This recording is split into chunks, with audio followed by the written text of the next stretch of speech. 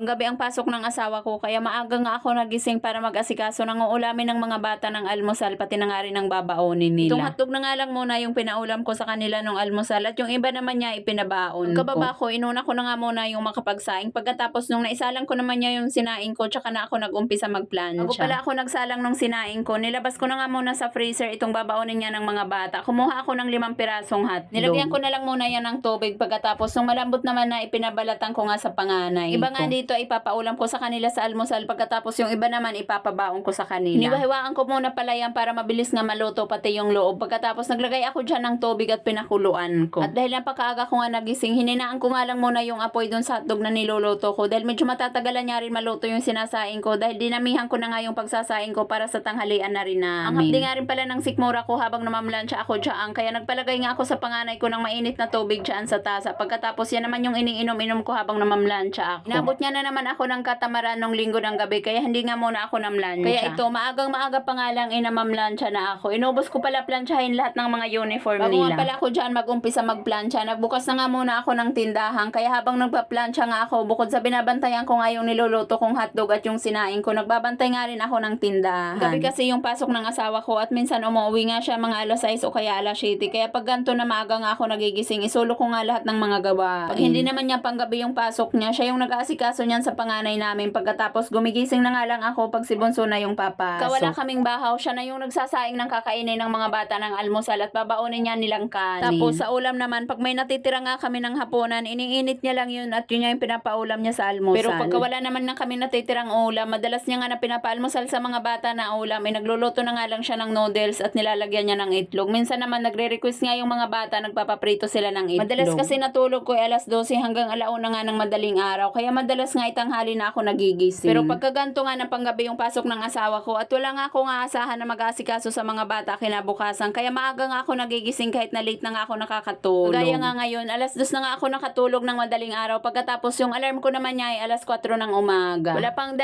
oras yung tulog ko, kaya nung tumunog nga yung alarm ko, hindi nga ako nagising at yung panganay ko nga yung nagpatay ng alarm. Pagkatapos pababa na nga siya nung nagising ako at hindi pa nga ako magigising kung hindi tumunog yung pinto namin at wala nga mag-aasikaso sa kanila ng almusal. Panganay ko, pagka may bahaw naman kami, marunong na nga yan siya. Pag siya yung nagising ng maaga, kumukuha na lang siya ng bahaw. Pagkatapos kumukuha nga siya ng dilata at yun na yung inuulam niya. Ito, habang namamlansya pa ako dito, nagising na nga si Bunso at pinapabalik ko nga yan ng higa dahil maaga pa nga at hindi nga siya bumalik ng tulog at ayan, nag-aantay nga siya dyan sa hagdan. Pang alas 7 pa nga yung pasok nito ni Bunso pero maaga nga siya nagigising kaya madalas nga ipinagsasabay ko na sila ni kuya niya pakainin ng almusal. Habang nagpaplansya pala ako dyan, pinaligo ko na nga muna yung panganay ko para pagkatapos ko nga makapamlansya, ipakakainin ko na nga lang siya ng almusal dahil siya nga yung pinakamaaga yung pasok. At since andito naman na si Bunso, kaya pagsasabayin ko na nga yan sila pakainin ng almusal, kinuha ko na nga muna itong mga baonan nila at lalagyan ko na nga muna ng kanin para mapalamig pa habang kumakain niya sila. Na nga lang din pala yung natira naming kanin kagabi, kaya inantay ko nga muna na maluto itong sinaing ko bago nga sila makakain ng almusal. Tanghali pa naman yung pasok ng isa ko pang estudyante, kaya itong baonan na nga lang muna ng panganay ko pati na nga rin si Bunso yung nilagyan ko ng kanin. Malalaki nga rin pala itong hotdog na niluto ko, kaya tig-isang piraso nga lang yung nilagay ko dyan sa baonan nila. Pagkatapos yung matitira naman niya iulamin nila ng almusal. At yun lang muna, maraming salamat sa panonood. God bless everyone. Bye!